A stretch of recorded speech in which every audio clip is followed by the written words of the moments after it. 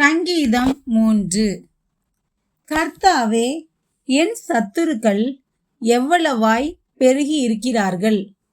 எனக்கு விரோதமாய் எழும்புகிறவர்கள் அநேகர்.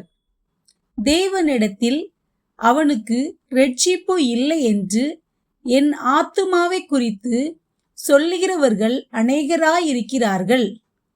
ஆனாலும் கர்த்தாவே, நீர் என் கேடகமும் என் மகிமையும் என் தலையை உயர்த்துகிறவருமாயிருக்கிறீர். நான் கர்த்தரை நோக்கி சத்தமிட்டு கூப்பிட்டேன்.